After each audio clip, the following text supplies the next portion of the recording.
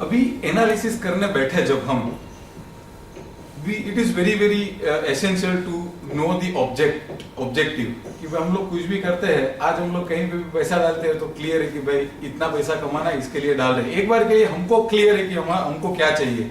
तो एनालिसिस करते वक्त भी हमको ये सारे चीज जो है उसको कंसीडर करना होगा कि जिसके बेस पे मैं डिसाइड कर पाऊंगा कि जो भी मेरा रिजल्ट निकल के आता है वो कैसा है। लेट अस सी कि वो क्या क्या पॉइंट्स है जिसको हम लोग कभी भी भूलेंगे नहीं, particularly as a RGP family member. Adherence to value. आज फाइनेंशियल एनालिसिस करते हैं तो हमको बहुत सारा इंसाइट मिलता है कि भाई मेरी कंपनी में क्या चल रहा है।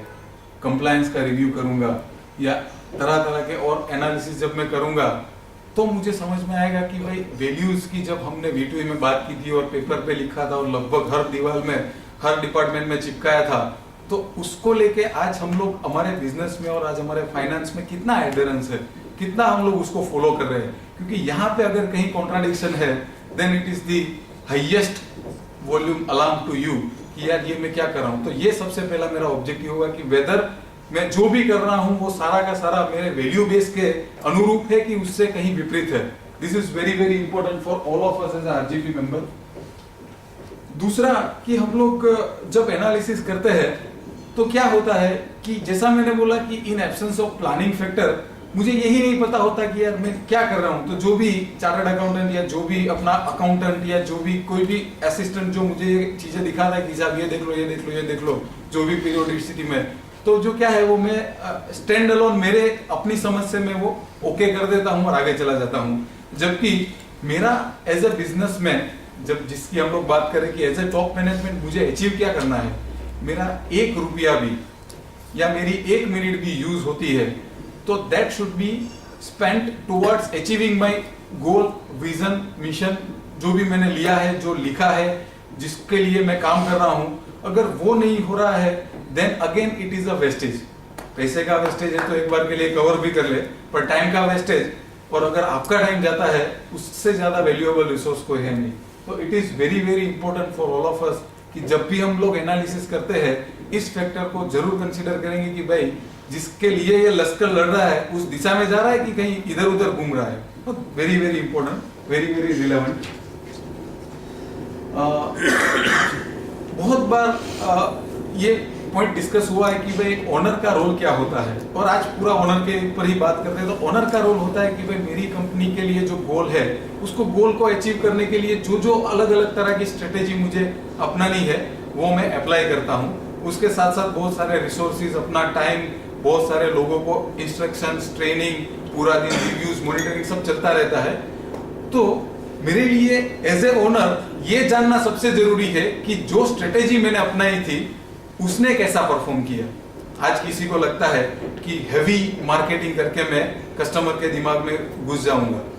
तो अब जब ये चीज आप करते हो, कोई पर्टिकुलर पीरियड में बहुत बड़ा मार्केटिंग कैंपेन करते हो, तो उस समय जब आप एनालिसिस करते हो तो आपको जानना जरूरी है कि भाई ये जो 10-12 हजार के 15 हजार के या 1-2 लाख के होर्डिंग लगाए थे उससे कोई एक भी नया ऑर्डर आया क्या, 4-5 नई इंक्वायरी आई क्या, एक आध नया कस्टमर बना क्या। ये एक जस्ट एग्जांपल है कि इतने सारी तरह की जो स्ट्रेटेजी हम लोग अप्लाई करते हैं, चाहे वो कस्टमर के लिए हो, चाहे वो कोई इनोवेशन के लिए हो, चाहे वो ऑपरेशनल एक्सीलेंस के लिए हो, किसी तरह से भी हो, वो स्ट्रेटेजी ने कैसा परफॉर्म किया है। क्योंकि एक बंदा कम परफॉर्म करे या एक गलती हो जाए उसका कोई ज्यादा नुकसान नहीं होता, लेकिन अगर एक स्ट्रेटेजी वाला जो तीर है वो गलत लग जाता है उसका नुकसान जो है वो मैनीफोल्ड होता है। तो एनालिसिस करते टाइम मेरा ज्यादा टाइम किस में जाना चाहिए कि स्ट्रेटेजी जो मैंने अप्लाई की थी उसका परफॉर्मेंस मुझे एक बार देख लेना है। छोटी छोटी बातों में मैं नहीं जाऊंगा, पर बड़ी बड़ी जो मैटर, जो रणनीतियां मैंने नक्की की थी उसने कैसा परफॉर्म किया, वो चीज मुझे मेरे एनालिसिस में से निकलनी चाहिए। Again this is nothing but ABC analysis, जो बोलते हैं कि जो सबसे ज्यादा इंपॉर्टेंट है उसको देखूंगा, जो कम इंपॉर्टेंट है उसको मैं डेलीगेट कर दूंगा। नहीं देखूंगा ऐसा नहीं, अगर बहुत बड़ा गैप है परफॉर्मेंस में और एक्सपेक्टेशन में तो जरूर जाऊंगा मैं डेप्थ में, पर मैं नीचे से शुरू नहीं करूंगा। मैं टॉप में अगर जो सबसे ज्यादा प्रायोरिटी है उसको ही सबसे ज्यादा इंपॉर्टेंस दूंगा मेरे लेवल पे। एज ए ओनर मैं इतना ही देखूंगा।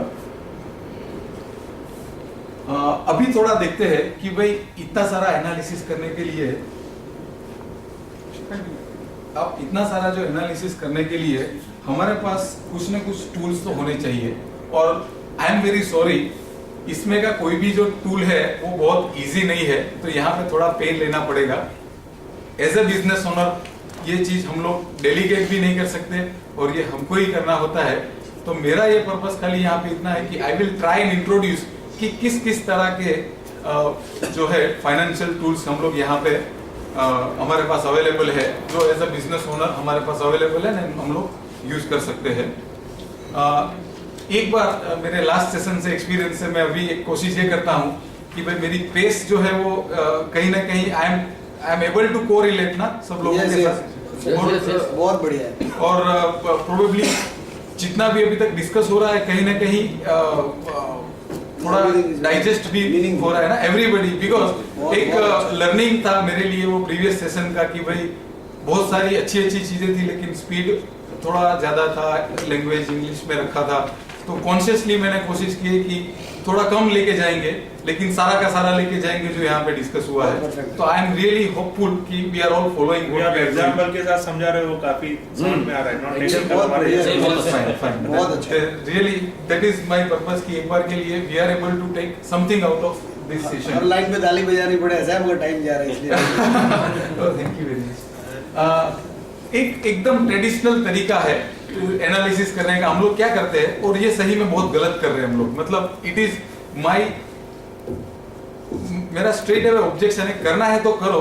वो जो स्टैट्यूटरी रिक्वायरमेंट है इसके लिए हम लोग करते हैं कि भाई पिछले साल मार्च महीने में क्या किया था, पिछले साल इस क्वार्टर में क्या किया था, पिछले पूरे साल में क्या किया था और इस पूरे साल में। ये कोई कंपैरिजन का बेस इसके लिए नहीं है कि कितने सारे अनसर्टेन फैक्टर्स अभी आ गए हैं।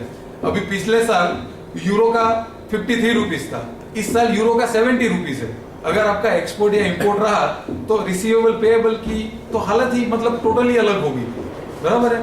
तो ये चीज हम लोग करते हैं जो स्टैट्यूटरी पर्पस है उसके लिए एक बार करें कि भाई पीरियड टू पीरियड हम लोग सामने रखे तो थोड़ा सीधा साधा सा समझ आएगा कि भाई हम लोग का कैसा जा रहा है। But again this is not sufficient, ये रिक्वायरमेंट है, इसके लिए करेंगे। लेकिन बिजनेस ओनर के रूप में इसमें से मुझे कुछ भी नहीं मिलेगा और इसमें से मुझे कुछ चाहिए तो मुझे सही में बहुत सारा दिमाग लगाना पड़ेगा कि दो फिगर है, दो फिगर की अगर एब्सोल्यूट कंपैरिजन करने जाऊंगा तो उसके नीचे कितने सारे उसके मतलब उसको डिटरमाइन करने के लिए जितने फैक्टर है वो सारे समझने पड़ेंगे।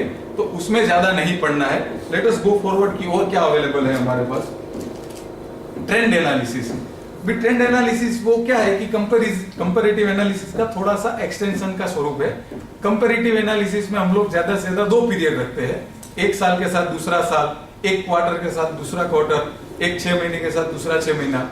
यहाँ पे क्या होता है कि कहीं ना कहीं 5-7 साल या 10 साल का एक ट्रेंड हम लोग देते हैं कि भाई पिछले 10 साल में टर्नओवर का ट्रेंड क्या है, प्रॉफिट का ट्रेंड क्या है, कैपिटल एक्सपेंडिचर कितना किया है। तो ट्रेंड एनालिसिस कहीं ना कहीं मुझे एज ए ओनर जानने की जरूरत नहीं पड़ेगी क्योंकि ये किया हुआ सारा मेरा है। तो अगेन ये भी एक कोई बहुत यूजफुल टूल नहीं है, लेकिन इसको भी जानना इसके लिए जरूरी है कि कभी अगर हम लोग 5-7 साल में, अगले 10 साल में अपनी कंपनी को अगर कॉर्पोरेट बनाना चाहते हैं तो उस सेंस में हमको अपने पिछले काफी सालों के रिकॉर्ड्स को अच्छी तरह से मेंटेन करना, समझ के रखना और प्लानिंग में उसको रखना जरूरी है।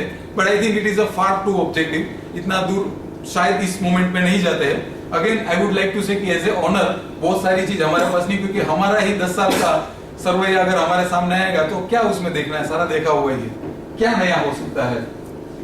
ये एक टूल है जो एज ए ओनर हमको बहुत बहुत बहुत ज्यादा यूजफुल है।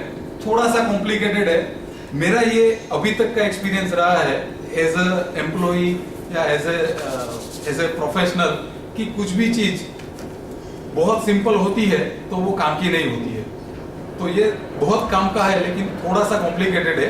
रेशियो एनालिसिस इज व्हाट, बहुत सिंपल भाषा में बोले तो किसी एक चीज का किसी दूसरी चीज के साथ जो रिलेशन है उसको रेशियो बोलते हैं। जैसे हम लोग एक सीधा साधा सा एग्जांपल ले तो करंट एसेट कि जो हमारे रोजिंदा जीवन में हमारे जो बिजनेस में जो है वो रिसीवेबल क्या है, इन्वेंटरी क्या है, बैंक में क्या पैसा पड़ा है, कैश जो है, these are all current assets. और उसके सामने करंट लायबिलिटी हमारा पेएबल क्या है, ड्यूटीज क्या चुकानी है, सैलरी पेएबल क्या है। तो करंट एसेट से करंट लायबिलिटी का जो रिलेशन है उसको करंट रेशियो बोलते हैं। तो इस तरह के लगभग 115 रेशियोज है जिसके ऊपर एक्टिवली काम करना होता है एक ऑर्गेनाइजेशन को। उसमें से देयर आर 10 to 15 रेशियोज कि जिसमें एज ए ओनर हमको ध्यान देना चाहिए, तो वो मैं शेयर करूंगा। But then this is really really very important tool. और ये आएगा कहां से? अगले जो 4 स्टेटमेंट हमने जो बात की कि हमारा जो गाइडिंग स्टेटमेंट है, जैसे हमारा बजट वगैरह है, उससे वेरिएंस एनालिसिस निकलेगा। फिर हमारा जो बैलेंस शीट है, पीएनएल है, कैश फ्लो है, या बहुत सारे तरह की एमआईएस, मैनेजमेंट इंफॉर्मेशन सिस्टम जिसको बोलते हैं, वहां से हमको ये सारे रेशियोज जो है उसके लिए इंफॉर्मेशन और डेटा मिलेगा, जिसको अलग अलग फॉर्मूला के साथ अगर अप्लाई करते हैं, I will try and explain जितना हो सकता है।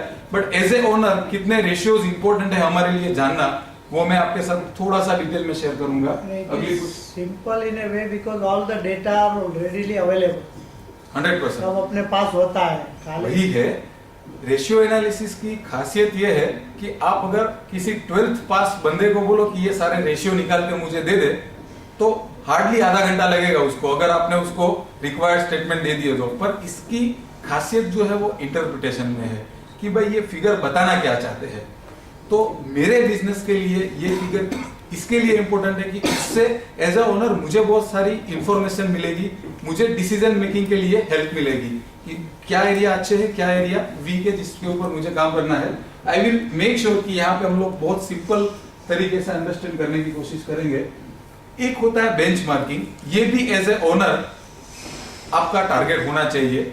I request all of you कि ये तो हमको लिखना ही है, क्योंकि राकेश सर का जो सपना है कि आरजीबी फैमिली मेंबर कंपनी जो भी है वो अपने इंडस्ट्री में ग्लोबल लीडर बने। तो हमको ये करने की जो अगर हमारे कोई भी हमको शुरुआत है, सबसे पहला स्टेप अगर चाहिए हमको, तो हमको ये देखना है कि आज की तारीख में लीडर कौन है। एज ए ओनर मुझे ये नहीं देखना है कि यार कहाँ क्या हो गया, उसके लिए मुझे कॉन्फिडेंस होना चाहिए, अच्छी डेलीगेशन करके मेरे लोग ये काम कर रहे हैं। एज ए ओनर मेरा विजन, मेरा फोकस वहां जाना चाहिए कि आज टूर के बिजनेस में Cox and Kings, Thomas Cook, they are the king, वो क्या करते हैं उसके ऊपर जाना है। अगर संदीप भाई ऐसा सोचेंगे तभी उसका ऑर्गेनाइजेशन उस दिशा में काम करेगा। तो एज ए ओनर मुझे देखना है कि आज की तारीख में कोई मेरी इंडस्ट्री में टॉप मोस्ट प्लेयर क्या कर रहा है, कितना अच्छा कर रहा है, और उसके हिसाब से उससे लेसन लेके मैं अपने बिजनेस में क्या क्या अच्छा कर सकता हूँ। ये एक बहुत ही अच्छा टूल है और ये सिर्फ और सिर्फ ओनर के लिए है, ये और किसी के लिए, किसी को और को इंटरेस्ट नहीं होगा इस तरह की चीज को हमारे ऑर्गेनाइजेशन में अप्लाई करने की, क्योंकि एवरीबडी एम्प्लॉई उसका एक लिमिटेशन होता है अपने बिजनेस और ग्रोथ के बारे में सोचने का। तो ये जवाबदारी जो है संपूर्ण ऑनर के ऊपर जाती है। तो इट इज अ रिक्वेस्ट कि इस तरह का जो है इस शब्द को भी लिखिए, और इसके लिए मेरी रिक्वेस्ट है on behalf of Rakesh sir कि देखिए कि आपकी इंडस्ट्री में टॉप मोस्ट प्लेयर कौन है, वो क्या कर रहा है, कितना कर रहा है, और वहां पे जाने के लिए आपके पास कितना समय है।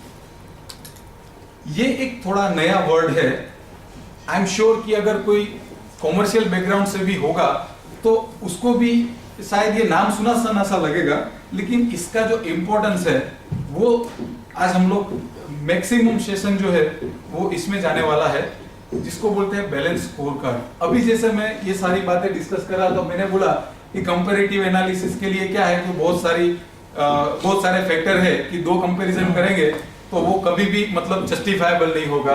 ट्रेंड में मैं बोलूंगा कि जो मैंने किया है वही मैं क्या देख के करूंगा कि मैंने पहले क्या किया था ना अब क्या किया 10-12 साल का। If my requirement is very long term, मेरे लिए ठीक ठीक काम का है, उससे ज्यादा नहीं। Ratio analysis as I said कि it is very useful but again it is very very tough, और एज ए ओनर मुझे वो सीखना होगा, और बहुत कम रेशियोज में बताऊंगा जो हम लोग सीख लेंगे। बेंचमार्किंग इज अवर टारगेट कि अपने इंडस्ट्री के लीडर जो भी होंगे उसको पछाड़ेंगे, उससे आगे जाएंगे। तो ये भी एक बहुत अच्छा फाइनेंशियल टूल है। इसका मैकेनिज्म ऐसा होता है कि भाई उनका वर्किंग कैपिटल यूटिलाइजेशन का पैटर्न क्या है, उनके पास टेक्नोलॉजी कौन सी है, उनका सेल्स फोर्स कैसे काम करता है, उनका प्रमोशन का तरीका क्या है, उनके प्रोडक्ट इनोवेशन की फ्रीक्वेंसी क्या है। ये जो सारी चीजें हैं वो बेंचमार्किंग के लिए बहुत सारे मतलब अलग अलग बिजनेस के लिए अलग अलग क्राइटेरिया जो है हमको वो समझने हैं। बट देन ये प्योर ओनर का काम है, जिसके लिए आपकी बिजनेस की समझ आपको बहुत काम आएगी। बहुत सारा फाइनेंशियल बैकग्राउंड आपका होना बहुत ज्यादा जरूरी नहीं है। Let us see little in depth कि भाई कंपैरेटिव एनालिसिस में या trend analysis which is almost same, एक में 2 साल होते हैं, एक में 2 से ज्यादा होते हैं। क्या होता है, एक बहुत ट्रेडिशनल तरीका है ये देखने का, जो सालों से देखते आ रहे थे, और ये तब सही था जब इकोनॉमी ओपन नहीं थी और इस तरह के फ्लक्चुएशन नहीं थे, इन्फ्लेशन के रेट बहुत कम हुआ करते थे। उस जमाने में 5 साल के एक साथ देखते ना तो भी एक कंपैरिजन अच्छा बनता था, बट आज की तारीख में everything is fluctuating, everything is contingent, तो ये अभी इतना रिलेवेंट नहीं है। इसमें पूरे फाइनेंशियल स्टेटमेंट जो है, बैलेंस शीट, पीएनएल सब पीरियड टू पीरियड बाजू बाजू में रखते हैं और देखते हैं, और इसमें से जो मतलब पिछले साल से इस बार क्या किया, ऊपर गए कि नीचे आए, which is again not very, but then I just thought कि मैं शेयर करता हूँ कि इसमें होता क्या है।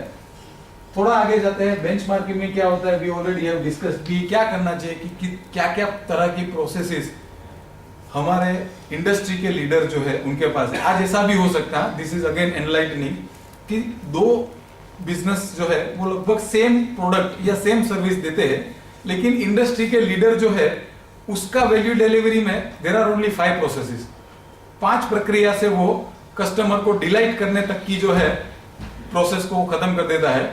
जबकि कुछ ऐसे लोग होते हैं, मतलब उसी बिजनेस में जो उन इंडस्ट्री में कहीं 100, 200, 500 के नंबर में आते हैं, वो लोग क्या करते हैं, वो काम 100 इनसे भी ज्यादा करते हैं, बहुत सारा काम करते हैं। उनके यहाँ पे 40 प्रोसेस होंगी, एक एक एक करके, इतनी सारी रिक्वायरमेंट, इतने सारे formality, but then value delivery में अल्टीमेटली तो क्या है, कस्टमर को सर्विस या प्रोडक्ट ही जाने वाला है, तो अपना सबसे ज्यादा समय जा रहा है, रिसोर्स जा रहा है।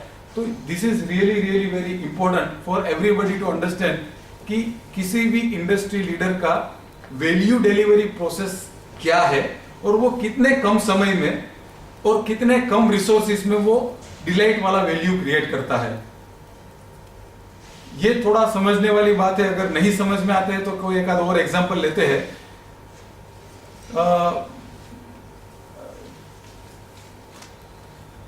Let us take an example of one service, like service like us, कि जैसे ग्रोथ विद हैप्पीनेस एक मैनेजमेंट कंसल्टेंसी है, बहुत सारी और कंसल्टेंसी है जैसे प्राइस वाटरहाउस कूपर्स या अर्नस्ट एंड यंग, ये सारे जो लोग हैं, वो लोग किस तरह से वैल्यू डिलीवर करते हैं और हम किस तरह से डिलीवर करते हैं। मेरे लिए बेंचमार्किंग क्या है, मुझे ENY से आगे बढ़ना है, तो मैं क्या देखता हूं कि भाई वो कितनी प्रक्रिया मुझसे कम करते हैं और कितना ज्यादा सर्विस देते हैं। वो लोग का क्या है कि पूरा वेब बेस्ड एक सर्विस रहता है, मुझे उनके ऑफिस जाने की जरूरत नहीं, मैं एक बार जाके बोलूँ कि मुझे टैक्स मैनेजमेंट की सर्विस आपसे चाहिए, तो मेरा एक थोड़ा सा इनपुट और उनको वो समझ में आ जाता है, उनके कंसर्न पर्सन के पास वो चीज चली जाती है। और आज अगर मैंने इंफॉर्मेशन अपडेट किया है तो मैं लंच लूं उससे पहले तो मुझे कॉल आ जाएगा कि साहब आज शाम को मिलने आ रहे हैं, can we come. This is the value delivery process at the peak. जबकि हम शायद उस जगह पे आज नहीं है, but definitely in the times to come we want to achieve this. तो हमको टारगेट रखना है कि हमारा इंडस्ट्री लीडर है वो टेक्नोलॉजी का कितना यूज कर रहा है, या क्या क्या कितनी चीजें वो कर पा रहा है, और उसमें हम हमारी चीजों की कंपैरिजन करें। कहीं हम बहुत सारा रिसोर्सेज, बहुत सारा टाइम बिगाड़ तो नहीं रहे, बहुत सारा वेस्टेजेस तो हम लोग को नहीं मिल रहा है। This is very very important for all of us to understand, और इसी को हम लोग बेंचमार्किंग बोलते हैं। Let us go somewhat forward. हाँ, इसको ये अगेन मैंने बोला कि मेरी कोशिश रहेगी कि 10-15 मिनट यहाँ पे बिताऊं। हो सकता है कि सेशन अगर 10-15 मिनट से देर से खत्म हो, if everybody permits I am there, but ये जो है इसको समझना थोड़ा ज्यादा जरूरी है हमारे लिए, क्योंकि कागज के जो भरे हुए, जैसे सर ने बोला कि सब कुछ होता है यार, बैलेंस शीट होता है, पीएनएल होता है, कैश फ्लो, सब कुछ हमारे पास तो आ ही जाता है बन के, तो करना कैसे है।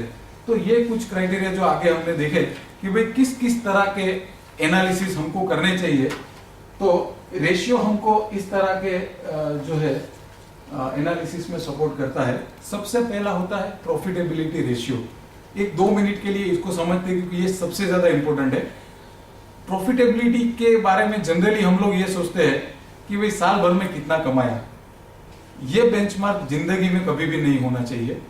ये बेंचमार्क जब होता है तब हम लोग हमारी क्षमता को ऑप्टिमम यूज नहीं करते हैं, और ऐसा नहीं होने की वजह से जो टारगेट सेट किए होते हैं वो हमारे अचीव नहीं होते।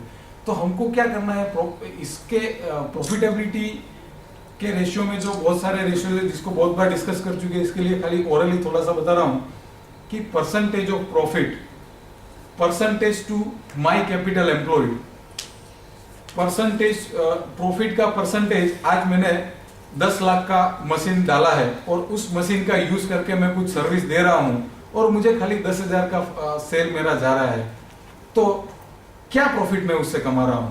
तो profit in terms of my investment, profit in terms of my equity, profit in terms of, अभी बहुत बार एकदम बहुत सीधा सा एग्जांपल लेंगे तो थोड़ा ज्यादा समझ में आ गया फंडा। अगर मैं बैंक से एक टर्म लोन लेता हूं और टर्म लोन मुझे कहीं ना कहीं 10.5-11% में मिलती है और उस टर्म लोन का यूज करके मैं बिजनेस करता हूं और नेट प्रॉफिट आफ्टर टैक्स अगर मैं निकालता हूं और वो 11% या उससे कम होगा, मुझे वो लोन लेके वो धंधा करना चाहिए।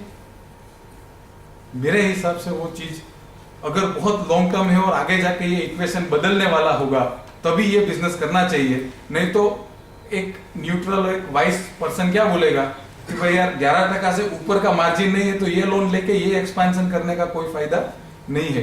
तो ये कैसे समझ में आएगा? ये जो जितना डेट है, मतलब जितनी लोन जिसको हम लोग डेट बोलते हैं टेक्निकली, डेट के सामने मेरा प्रॉफिट का क्या रेशियो है, ऐसा कुछ रेशियो हम लोग समझेंगे तो मुझे समझ में आएगा कि भाई मेरी लायबिलिटी के सामने मैं कमा तो इतना ही रहा हूं, तो और लायबिलिटी करूंगा तो क्या होगा। एक और छोटा सा एग्जांपल लेते हैं जो शायद बहुत ज्यादा रिलेवेंट है for a growing company. Growing company के पास क्या दुविधा होती है सब ओनर्स के पास कि आज 1 साल खत्म हुआ और कहीं किसी ने 1-8 करोड़ रुपया कमाया, कोई बोलता है कि मेरा इस साल 50 लाख रुपया हुआ, कोई 2-5 करोड़ कमाता है डिपेंडिंग अपॉन दी जितना लाइफ स्पैन ऑर्गेनाइजेशन ने किया है पास। इस जंक्चर पे एक डिसीजन लेना होता है जो एक ओनर ही ले सकता है। तो ये डिसीजन लेने के लिए ओनर के पास ये क्षमता होनी चाहिए ये वाला एनालिसिस करने की। इसके लिए ये शेयर कर रहा हूं कि आज 50 लाख रुपया मेरे बिजनेस में आया, मैंने कमाया इस साल में काम करके। अभी क्योंकि मैं ग्रोइंग कंपनी हूं तो मुझे इन्वेस्ट करना है, मुझे कुछ मशीनरी लानी है या कुछ और एक्सपेंशन करना है या 2 नई और ऑफिस बनानी है या 4 नए और लोगों को लेना है। तो मेरे लिए जो ये क्या हो गया कि मैं जो पैसा कमाया वो मैं बिजनेस में वापस डाल रहा हूं। और एक ऑप्शन ऐसा है कि मैं ये उठा के अपने घर पे लेके जाऊं या तो कहीं किसी और जगह पे मैं इसका यूज करूं। ये डिसीजन कैसे ले कि भाई वापस डालूं कि कहीं बाहर निकाल लूं। तो मेरा जो रिटेन अर्निंग है, जो प्रॉफिट मतलब जितना मैंने धंधे में से कमाया है और कमा के धंधे में रखा है, उस पर्टिकुलर अमाउंट के ऊपर मेरा प्रॉफिट कितना जनरेट होता है। एक बहुत सीधा सा इक्वेशन है कि 1 करोड़ रुपया मैं बाहर निकालने के बजाय वापस डालता हूं और मुझे कहीं जाके 7% रिटर्न मिलता है अगले साल में उस करोड़ रुपए के ऊपर, तो कितना वायबल है वो। उससे अच्छा कोई टेंशन लिए बिना अगर मैं थोड़ा सा पैसा अगर एफडी में भी रख दूं तो 8% तो आजकल एफडी का भी मिलता है। कोई अच्छी कंपनी की डिपॉजिट रखी तो 10 से 11% मिलता है। तो जब मुझे पैसा कंपनी में डालना है या उसके ऑल्टरनेटिव रिसोर्सेज में डालना है, ऐसा डिसीजन जिंदगी में हर ओनर को हर साल में एक बार लेना होता है कि भाई ये पैसे, और यहाँ पे लगभग ब्लैंक रहते हैं हम लोग के पास, कोई ऑब्जेक्टिव एनालिसिस करने का तरीका नहीं होता कि क्या करें। तो ये साइंटिफिक मेथड होती है कि डालने से मैं निकालने के लिए मुझे कितने परसेंटेज मेरे वापस निकलेंगे। बहुत सिंपल बनिया वाला हिसाब है, लेकिन यही करना चाहिए कि भाई एक बिजनेस में मैं डालते ही जा रहा हूँ, प्रॉफिटेबिलिटी का मार्जिन कम ही होते जा रहे हैं। अभी डॉलर का भाव बढ़ रहा है, इंपोर्ट मेरा महंगा हो रहा है और मैं एक्सपोर्ट तो करता ही नहीं हूँ, तो मेरे पास जो मार्जिन है वो कम होते जा रहे हैं। तो उस कम मार्जिन में मैं डाला, मतलब जो बचाया हुआ पैसा अगर कहीं और नहीं डालूंगा तो ये बिजनेस तो धीरे धीरे करके पूरा मुझे खा जाएगा। We don't know this government, कल को उठ के अगर 100 रुपीज डॉलर का हो गया तो नोबडी विल बी सरप्राइज, उन्होंने उतना परफॉर्म कर दिया है। तो ये हमारे लिए बहुत जरूरी है जानना कि जो भी कमाया है वो वापिस डालना, दूसरे रिसोर्सेज में डालना या सेविंग में डाल देना। तो उसके लिए भी ये प्रॉफिट ऑन रिटेन अर्निंग नाम का एक रेशियो है जिसको हमको देखना चाहिए, जानना चाहिए। थोड़ा सा और नीचे जाते हैं, लिक्विडिटी रेशियो। हाँ, टेंशन कम करने के लिए मेरे काम का है ये कि भाई सप्लायर्स को पेमेंट्स करने हैं, बैंक्स के सारे सीसी के जो ब्याज वगैरह है उसको पे करना है, अपने सैलरी को पे करते रहना है, एडमिनिस्ट्रेटिव एक्सपेंसेस को। तो मेरे हाथ में लिक्विडिटी कितनी है क्या वो लिक्विडिटी सफिशिएंट है, ये सारे एक्सपेंसेस को करने के लिए ओनर के लिए ये काम बहुत जरूरी है। लेकिन जहां तक मैं जानता हूं, इतना प्रोविजन करने के बाद ही हम लोग एक लेवल से आगे जाते हैं। तो ये बेसिकली सबसे ज्यादा काम आता है बैंक्स को, फाइनेंशियल इंस्टीट्यूशन को। उनको सबसे ज्यादा चिंता रहती है ये आदमी मेरा पैसा चुका पाएगा कि नहीं। इसके लिए कभी भी लोन देने से पहले जब वो हमारा बैलेंस शीट लेके जाते हैं तो खाली इतना ही देखते हैं कि भी इनके पास सफिशिएंट लिक्विडिटी है कि नहीं। बट एज ए ओनर अगर ये एक बार के लिए एस्टेब्लिश हो गया है तो रोज रोज के एनालिसिस में पढ़ने की हमको जरूरत नहीं है। But yes, it is our responsibility, but we can delegate कि भाई एक तरह की जो लिक्विडिटी है वो मेंटेन होती रहे। डेट रेशियो, ये भी again it is a game of a financial institution and banks कि भाई डेट टू इक्विटी रेशियो कितना है, कितना फाइनेंशियल लेवरेज इस कंपनी ने किया है। आज खुद का 10 रुपया डाला है, बैंक का 1000 रुपया लिया है, तो आज दूसरा फाइनेंस करने के लिए this people will always think. तो ये अगेन बहुत सारा मेरे काम का नहीं है, खाली मेरे काम का इसी सेंस में है कि मेरे ग्रोथ के ऑब्जेक्टिव में अगर मैंने कुछ ऐसा स्टेप लिया है स्ट्रेटेजिकली कि मुझे बारी बारी फाइनेंस लेना है, स्टेज वाइज 1 साल में, 2 साल में, 5 साल में एक टर्म लोन का फाइनेंस मुझे उठाना है, तब जाके मुझे इस रेशियो पे एज ए ओनर बराबर फोकस रखना पड़ेगा कि वो एक उस लेवल में रहे कि बैंक के दरवाजे पे मैं जाऊं तो वो मुझे ना नहीं बोले। खाली इतना ही इसका रोल है। But then as a growing company अगर ये हमारे लिए काम का है, then there are about 15 ratios under this category की जो अलग अलग होता है, debt to equity and all, this are the ratios. फिर सबसे ज्यादा इंपॉर्टेंट एज ए ओनर कोई रेशियो होते हैं तो उसका नाम है एसेट मैनेजमेंट रेशियो। उसका पूरा डिटेलिंग नीचे है तो उसमें डिस्कस करेंगे। एक होता है cash flow indicator ratio. Again जैसे मैंने बात की कि भाई जो रोकड़ा आता है उससे ज्यादा इंपॉर्टेंट बात कोई नहीं होती, तो यहाँ पे भी 2-3 अच्छे रेशियो है जिसको एज ए ओनर उतना समझ लिया तो बाकी बहुत सारा रेशियोज में पढ़ने की जरूरत नहीं है।